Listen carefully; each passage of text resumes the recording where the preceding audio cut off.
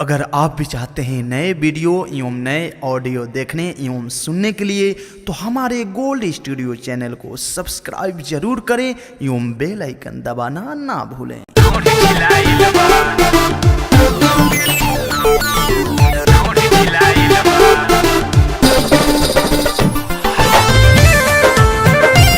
Recording by Ganga Studio, Patna.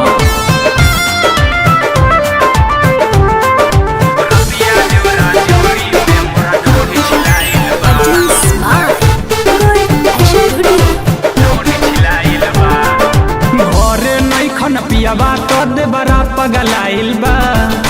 घरे नैखन पियाबा कद बड़ा पगलाइल बा। रतिया जोरा जोरी में मोरा ढोढ़ी छिलाइल बा। रतिया जोरा जोरी में मोरा ढोढ़ी छिलाइल बा। बिना लिहले छोरी ना उ जिद पे आइल बा। बिना लिहले छोरी ना उ जिद पे आइल बा। रतिया जोरा जोरी में मोरा ढोढ़ी छिलाइल बा।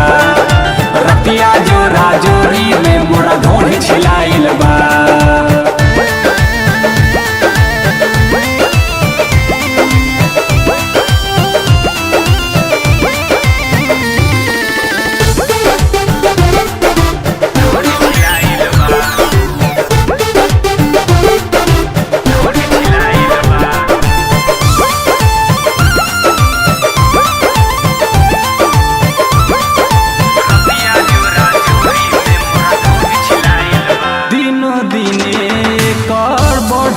मन हो लागता धर ली हमरो जोबन हो।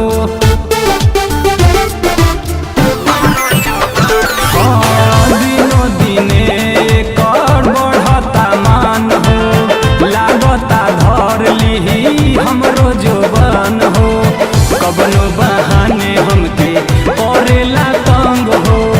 माना करी तो हमसे करेला जंग हो। हमर चेहरा मुरझाइल बा। फूल नियन खिलल हमर चेहरा मुरझाइल बा। रतिया जोरा जोरी में मोरा ढोढ़ी छिलाइल बा। रतिया जोरा जोरी में मोरा ढोढ़ी छिलाइल बा।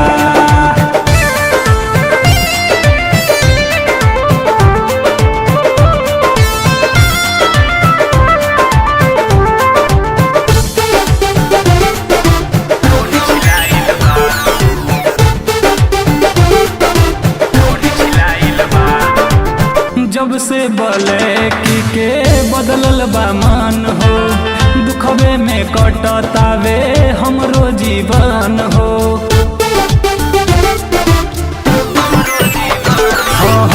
जब से राजेश के बदलल बा मन हो। दुखबे में कटे सखी हमरो जीवन हो। कुमारी सरवन के आवता याद हो। मारल चाहतावे बड़े सवाद हो। एकर रोहन देख के हमर दिल घबराइल बा।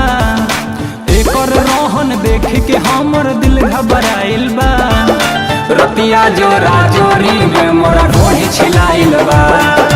रतिया जोरा जोरी में मोरा ढोढ़ी छिलाइल बा।